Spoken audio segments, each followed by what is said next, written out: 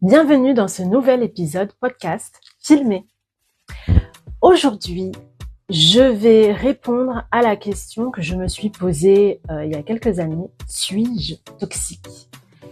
Cette question, elle m'est venue pendant la période du Covid, où j'étais immobilisée chez moi. Donc j'avais tout le temps de réfléchir. Et j'ai fait un espèce de retour sur ma vie, et surtout sur ma vie sentimentale. Et il y a un moment, je me suis posé la question parce que j'étais persuadée que les hommes que je rencontrais étaient toxiques, que les relations que j'avais étaient des relations abusives où je ne me sentais pas respectée, où je me sentais pas aimée pour ma propre valeur. Et quand j'ai retourné la situation, je me suis rendu compte que finalement, est-ce que ce n'était pas moi, la personne toxique, la personne abusive, à force de vouloir être aimée, de vouloir cette reconnaissance en permanence, d'avoir ce regard sur moi, mais un regard qui venait des mauvaises personnes pour les mauvaises raisons. C'est-à-dire que j'ai eu une période de ma vie où je ne savais pas ce que c'était l'amour, je ne savais pas ce que ça faisait de se sentir aimé. Donc, j'avais des exigences et j'étais en perpétuelle demande d'avoir cette attention sur moi et de recevoir justement cet amour et de le ressentir pleinement à l'intérieur de moi. Sauf que, à force d'être en demande et de ne pas entendre et de ne pas réellement regarder ce qu'il y avait en face de moi, la personne qui était là et qui avait envie et besoin de m'aimer, et ben finalement, j'avais des comportements toxiques puisque je niais ce qu'il y avait en face de moi pour ne regarder que ce qu'il y avait à l'intérieur parce que j'étais complètement incapable de recevoir l'amour. En fait, là où je veux en venir aujourd'hui et pourquoi je vous partage cette question qui a été pour moi un déclic parce que j'étais à cette période-là, j'étais déjà en couple depuis 3 ans. On vivait ensemble et on était dans cette période où on devait partir de Paris pour aller sur Nice et il y avait tout un chamboulement dans ma vie. Et non seulement je me suis posé cette question-là dans ma vie sentimentale, mais je me suis aussi posé cette question-là dans ma vie tous les jours, dans ma vie professionnelle et les relations que je pouvais avoir avec mes amis.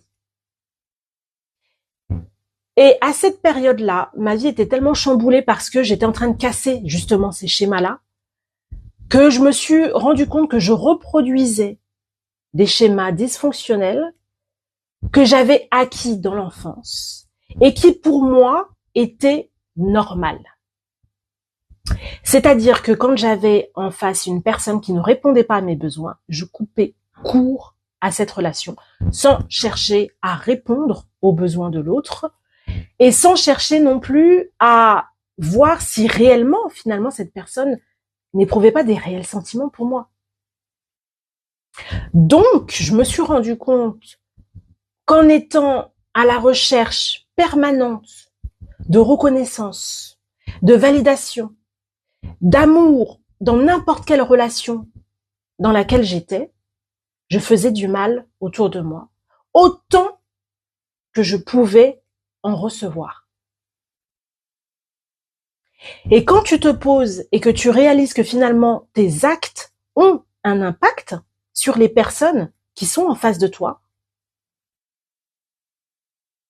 tu sors un petit peu de ton nombril et tu réalises que l'amour que tu es en train de demander en permanence, il faut d'abord que tu te le donnes, que tu acceptes de recevoir et que tu acceptes d'être cet amour avant d'aller le demander à chaque personne que tu rencontres.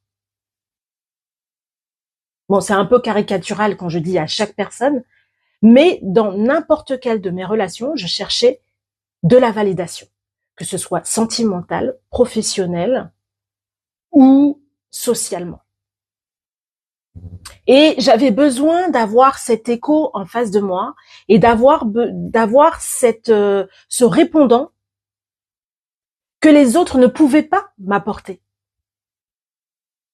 Et c'est pour ça qu'aujourd'hui, je suis coach en célibat et coach en image. C'est pour que tu ressentes cet amour et qui vienne avant tout de toi-même.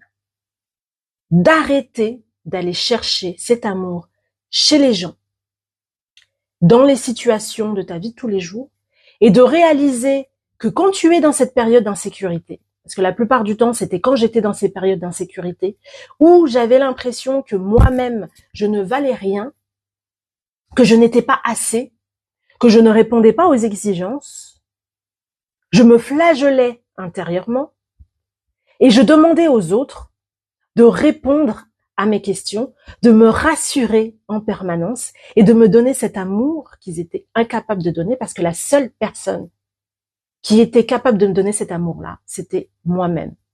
D'aller me chercher à l'intérieur, d'aller me reconnecter à mon enfant intérieur, d'être fière de la femme, du parcours que j'avais réussi à accomplir, et de ne pas attendre que mon compagnon soit littéralement en extase devant mes exploits, ou mes amis, ou dans mon travail.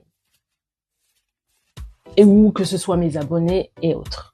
D'être capable d'être fière de moi, d'être capable de me remercier pour le parcours que j'avais accompli et d'être capable de ressentir cet amour en permanence. Donc, à la réponse, à la question « Suis-je toxique ?», la réponse est non, bien évidemment, parce que je me suis rendu compte de ce que j'ai pu faire. Et à partir du moment où vous arrivez à vous poser cette question-là, c'est que finalement, quelqu'un qui l'est vraiment et qui n'en a rien à faire ne se pose pas ce genre de questions. Et c'est vrai que j'ai eu énormément peur d'être cette personne-là. Mais quand vous aimez quelqu'un et quand vous aimez les gens, il y a un moment où vous allez leur faire du mal. Et c'est OK. À partir du moment où tu l'acceptes, tu t'en rends compte et que tu t'excuses ou que tu apportes une réponse à tout ça. Donc, aujourd'hui, ce que je vais vous demander avant tout, c'est de vous donner cet amour. D'être cet amour autour de vous et d'arrêter de vous flageller pour les choses que vous n'avez pas faites comme il fallait. Parce que vous avez fait de votre mieux et c'est suffisant. Vous êtes une personne de valeur. Vous méritez d'aimer et d'être aimé en retour. Merci de m'avoir écouté et on se retrouve très vite pour un nouveau podcast dans Love Toi et Brille.